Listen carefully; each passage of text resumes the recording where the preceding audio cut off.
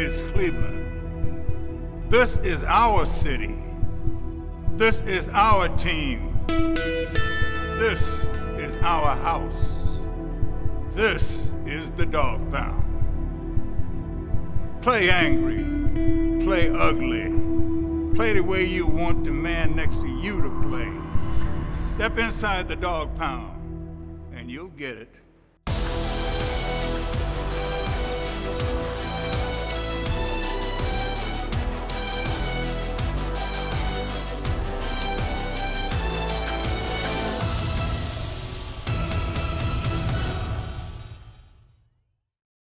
Anticipation was built through the week of practice in Tampa Bay for the third preseason game against the Bucs.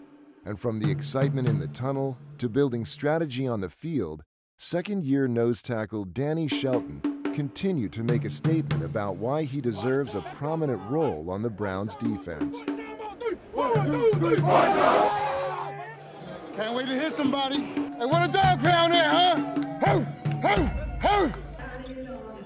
In the tunnel, just being in that moment, I think that's the most exciting part about it's party time! Being a part of the NFL. It's party time! Coming out of the tunnel, that's where it starts. I mean, that's where you gotta just show the most emotion because you're about to run out on the field and.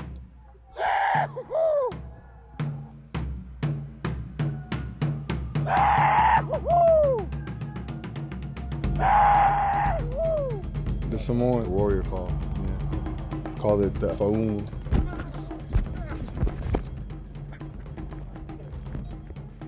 The center, he was calling out, basically help from the guard. You pick that up the first time it happened to you, like the guard tried to come help out the center, and then you would, kind of take that as a note. There you go. That's how you go. And it happens again and it stays true, then I was able to tell the coach that that's something that I've been seeing. That's how we play base D. I was close right. We called a single. Guards him tried to cut me off. So I stayed on him. In that moment I felt like I was kind of like in open space, so I had to either make sure I get the player, go for the ball at least to slow up the running back. Come on. Let's go, baby! Let's go! Let's go! That was a good play, right? Let's get it, baby. Let's go! Let's go! There it is, baby. Defense. D-line gotta make plays, baby. I'm gonna make sure I'm prepared because I'm pretty sure that coach is gonna give us another opportunity to play. So we'll just keep it the same. I mean, just as far as our mentality, attacking each day the way we want it to be.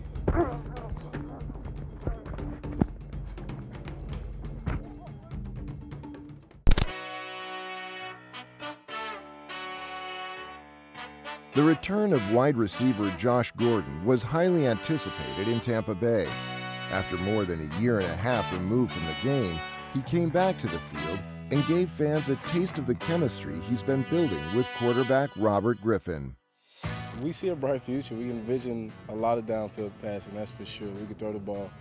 I'm not for sure how much we want to do in the preseason, but I know that's what we work on in practice, and we got the ability and the talent to stretch the field in every direction. Josh Gordon makes a sensational grab, fights off Brent Grimes. Safety was rolled away, so it was cover 3 look, and my cornerback, Brent Grimes, he was off quite a ways, and Griff gave me a look in the huddle and said, if we get the right look on this play, just be ready. And I said, okay, and sure enough, he looked my way and threw it deep. Luckily, I just dug out as hard as I could and tried to position for the ball. Seeing the trajectory of it a little bit inside, he tried to wall me off, and I kind of tried to just move him by and jump in there and make a play on it. It's been a long time since I've been in the end zone, so it was exciting, that's for sure. Bunch of emotion running through my mind. But at the same time, just trying to remember it's a preseason game, and hopefully we got a lot more of these to go. And, just got to be professional about it. But I was definitely happy. Up next on Building the Browns, the veteran players reflect on the past, present, and future of the Browns.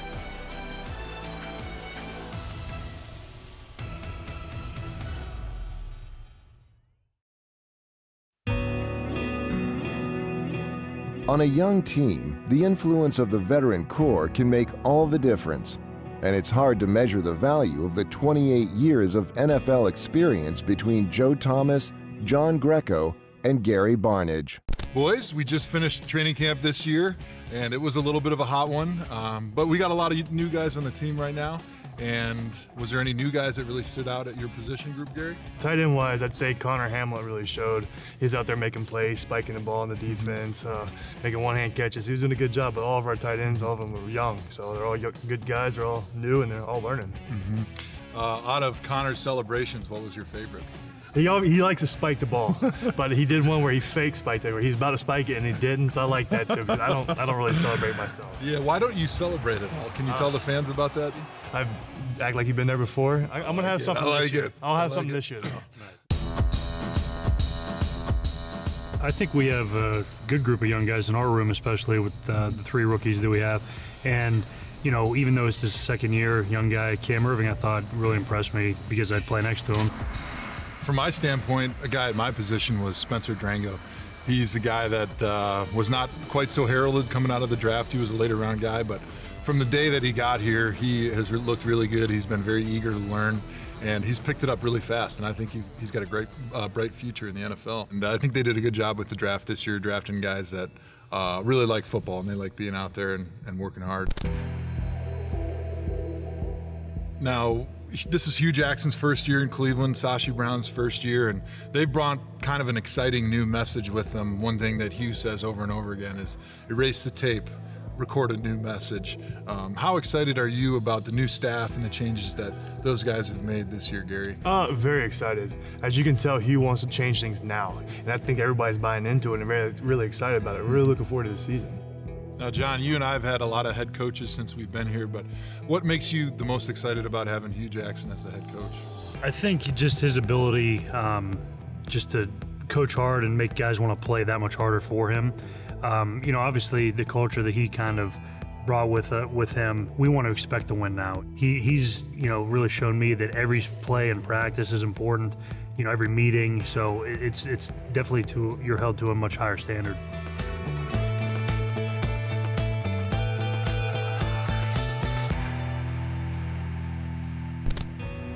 Joining them and lending his expertise to the vastly new wide receiver room is 6-year veteran Andrew Hawkins. It happens so fast. Just all of a sudden, you're the oldest guy, and you know, the way the young guys think, you feel like an alien because you just don't understand it. But it keeps me young, man. It keeps me in the thick of things, and we have a lot of fun with it. It's a cool process.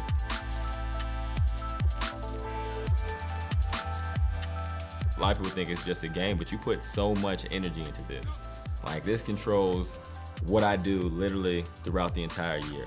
You know, I can't go visit certain family. I can't, you know, attend weddings. I can't attend some funerals.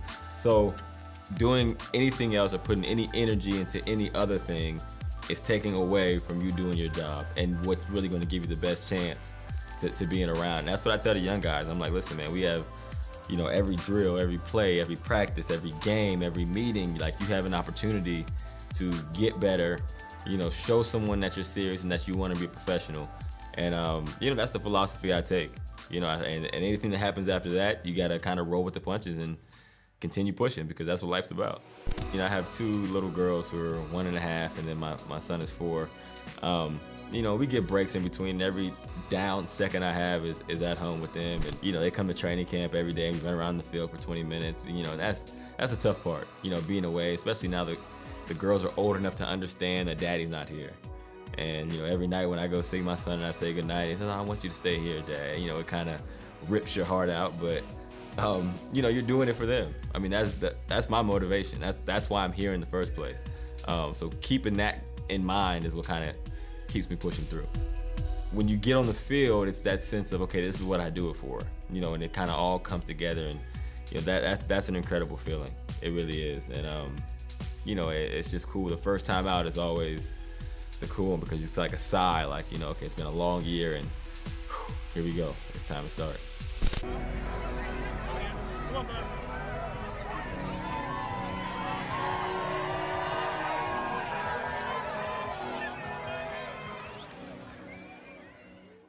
When building the Browns continues, undrafted rookies find their footing, and Hue Jackson and Sashi Brown anticipate the start of the regular season.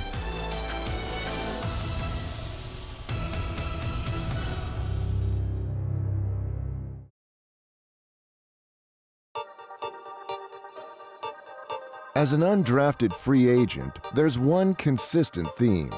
The pressure to prove yourself is constant. But for rookie defensive back Tracy Howard, it's not only the pressure to impress his coaches that drives him, but what his success means to his community. You know, training camp, it has been, I'm not gonna say harder than I expected, but the games, the preseason games have been, you know, faster than college, most definitely. People are definitely moving faster. You know, people are bigger, you know, stronger and things like that. And then I'm young, so they're like, oh, they got a rookie out there, so we're gonna test them. So, I mean, it's definitely been a great experience, you know, and a great opportunity for me to, you know, get that learning curve and, you know, get that down pat so I could definitely be ready for the regular season going in. There's a bunch of guys in the room, and I know the reality of the situation. Everybody can't be there. You know, God forbid it's not me. You know, I want to play in this league, you know, but I really just try to focus on myself and compete with myself. I just go out there and have fun. I wish everybody the best. You know, they make plays. They feel like I made plays because we're teammates. You know, so I hope they feel the same.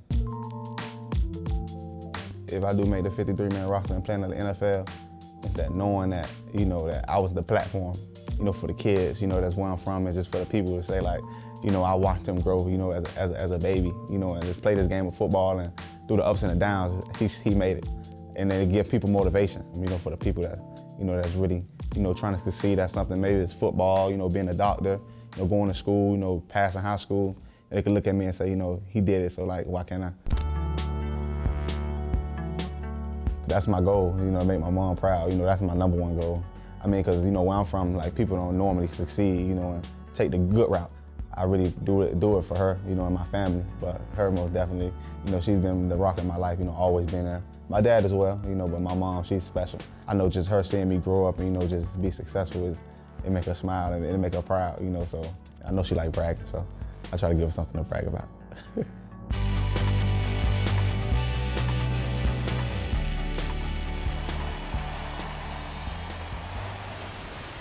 Being underestimated can propel a person to greatness. And after the disappointment of not being drafted, linebacker Dominique Alexander found a place with the Browns and is ready to carve out a position for himself. Football has been the thing for me, like, where it's always been highs, like highs, highs, highs. And in that draft day, that was just like a low. God blessed me with that phone call, and then my spirits went right back up. They gave me a real good opportunity to come play here, you know, just gave me a chance to show what I can do, and it's been a blessing, like, ever since. Our first meeting, Coach Hue Jackson put that up for the rookies. He was like, opportunity, like, everybody in here has an opportunity, but it's what you do with your opportunity. When he said that, I was like, man, I can make this team, especially if I have an opportunity. I see you 5'4". That boy do everything. That boy can stop the run. He can rush the passer. He can cover. To wake up every day and to call the NFL my job, you know, after all the years of, you know, work that I put in, I don't take that lightly. You know, I'm not gonna sit here and try to be all cool. Like, this is not an everyday thing. You know, like, there's only a certain amount of people who are good enough and blessed to do this, and I'm one of them, so I don't take it lightly. I know that if I continue to just keep doing my job and keep playing at a high level and just keep getting better each and every day, that hopefully, like, that I can continue to be a part of this team. But I do know that we are building something special here, though. Being the first person to make it into the NFL coming out of my family is like a major deal. Hopefully my son, you know, like, hopefully my son, he loves athletics, and, you know, if he loves sports and things like that, then hopefully he plays football. And so I got to set the tempo for him. So if he makes it to the next level and things like that, he'll have something good to follow. It just goes to show that if you continue to, like, work hard and keep pushing, like, don't let anyone tell you that you can't do it. Just continue to grind and keep pushing. That's what I try to give back to the young people, because they saw me, like, coming up in high school, like, just working all the time. And I'm telling people, like, I'm going to be in the NFL, and then people like, no, you're not. And then it's like, now I'm here, and to the kids in my community, I'm somebody. And then it's just like, I know that I have to keep pushing for them because this is their dream just as big as it is mine. You tired? Yeah, I'm about to go Keep again. going, you got to. Remember what we talked about? Yeah. Keep rolling, don't stop. You're gonna be tired, but you're gonna be ready for that last preseason game too. Every rep. That fourth game is just so important because it's like, for us rookies, like for me, like I'm blessed because they gave me chances in the previous games, but for like the guys who haven't been able to play a lot, you know, the starters are gonna be down, you know, because they're getting ready for the regular season. And I feel like, you know, it's gonna be a chance for me to go put on a show. I have to do my job, or it could be my last time suiting up for the Browns. So it's just like, it's gonna be so much joy and happiness, but at the end of the day, it's gonna be so much like, well, it's time now. I'm about to try to put on a show, honestly.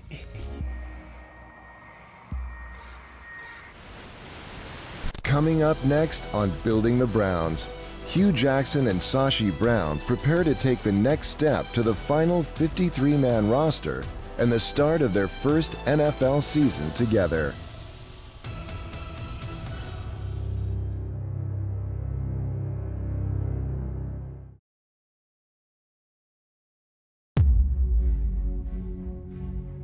The Cleveland Browns of 2016 is being shaped by the leadership of head coach Hue Jackson and executive vice president of football operations, Sashi Brown. It's under their guidance that the foundation to win consistently is being built. What I've seen is just a culture change here. You know, that the work ethic, the attention to detail, and our belief system that we are winners, you know, that we can win and that we expect to win. I don't give a shit what anybody says outside this room. As long as the man in this room understand one thing, we gotta work to win. We gotta work to win. We're not gonna get it done by just talking about it. Our vision here, and I think Hugh does a great job of emphasizing with the team on a daily basis, is leadership, accountability, forming that brotherhood in the locker room with our young guys. And so we want our veterans, we charge them. Part of their responsibility is to bring along the guys behind them. I have a real passion of leading men and trying to get men to be better than what they've been. At the same time, it's really about those players kind of giving you themselves, you know, really opening themselves up to an opportunity of seeing things differently and believing in a different way. And if you can touch one, maybe you can touch 10. If you can get 10, maybe you get 20. And then, you know, obviously what's important is to get the whole team. So we're trying to rally this whole team around a mindset and an attitude and a goal. We gotta outwork the other 31 teams in the National Football League. And it's gonna hurt. You're gonna have to bleed a little bit. You're gonna have to cry a little bit. But that's part of it. That's just part of it. What I look for is, are we playing as a unit? You know, on both sides of the ball and certainly on special teams. Everything isn't going to be measured just by wins and losses. A guy can execute his job if he's given poor effort. You know, we don't love that, and vice versa. You know, a guy may fail at his job but give great effort. We want to make sure that on every play, our guys are giving great effort, really focused, and we're getting every bit of you know, kind of heart and energy that they have to pour into, you know, what we're seeing on the field. We want to see production. We want to see improvement. We want to see a team that does the things that we as coaches say that they can do. And that's the only way to measure this. This is a game of intimidation and fear. And we gotta have that kind of mindset. We gotta go after people. We're gonna take what we want. That's our mentality now. I don't like to deal with losses. So in the past, that's what we've dealt with. Let's just be honest. And so I think you have to erase all of that and start over. And I think a lot of games and a lot of opportunities are won in the mind. You gotta believe it and see it first before you can ever do it. So I think you gotta erase the tape of all the other negative and be very careful what you let go into your ears and really just stand fast on the things that you know are really important, which is our work ethic and what we want to accomplish. For us, we want to see the group learn how to really come in and win, learn to win. Part of that is going to be certainly buying into each other, buying into the coaching staff, how much work it's going to take on a Sunday to beat these teams who are really competitive in the league. That's really what we want to see, that these guys care and put themselves in position to win over the course of the year. We are going to be what we're going to be. What I would ask them to do is they're Cleveland Browns fans. They got to trust and believe in what we're trying to accomplish. We're going to give it everything we have, you know, from A to Z, and we understand that it's a lot of work to be done, and we need them. You know, we feed off of them. We need them at our games. We need them yelling and screaming and in the dog pound jumping up and down, because we need everybody in order to get this done. This city, that stadium that's downtown, that's yours, man. You dominate in there. Everybody understand that? That's your house. You protect that son of a gun. It's got to become a mindset and an attitude. That stadium is ours. And we have to protect it at all costs.